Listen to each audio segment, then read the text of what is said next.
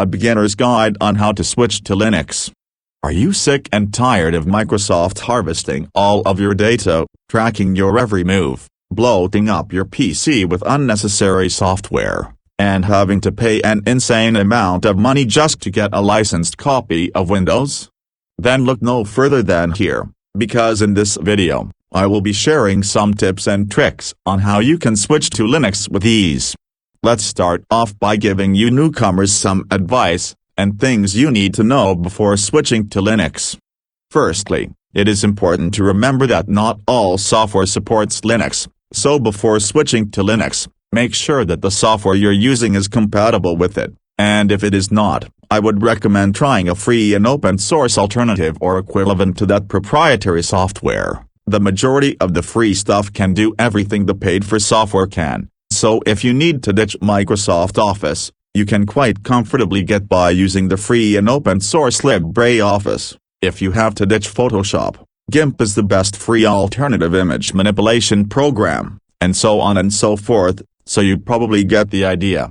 It's also worth noting that not all free and open source software has all of the same functionality or features that paid for proprietary software has, so you might miss out on some stuff if you decide to trade off your paid for software in favor of false software. Hardware compatibility can be an issue on Linux, as not all drivers made for Windows are written for Linux. Some things like graphics cards suffer greatly because of this, so if you're upgrading or installing new hardware and would like to use Linux with that hardware, make sure it's compatible first. You'd also need to make sure that your PC or laptop can meet the minimum hardware requirements to run your chosen distribution.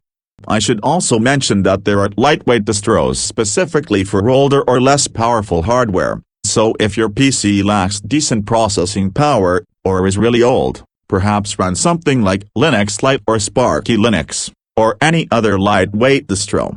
Troubleshooting problems on Linux can be more difficult because you're relying on a community rather than a big tech company, which can make troubleshooting specific problems more of a headache. However, since the Linux community has a large cult following, you should be able to get some help from an expert or two, as the majority of people who use Linux are way more tech-savvy than the average user.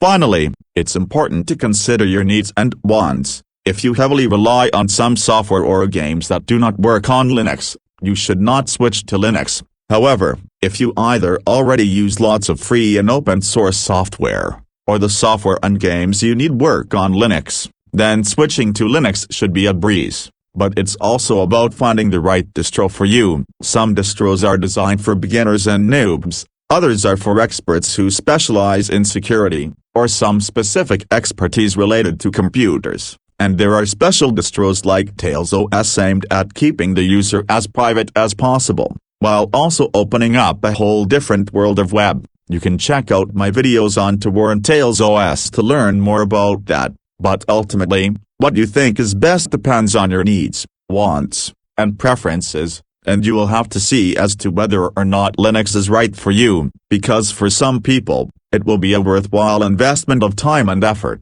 but for others, using Linux could be a real nightmare, and some people don't really care about there being another viable alternative OS. However, my whole point is to sway those of you who hate Windows into using Linux, as it's the best free alternative to both Windows and Mac OS, and you don't pay a single cent to use it or keep it, or the software you use with it. It's all free, so come on, ditch that substandard garbage proprietary shit. Give you and your computer freedom. Use it however you want, and customize it to your liking. Remember to like, share, comment, and subscribe. See you next video. Bye for now.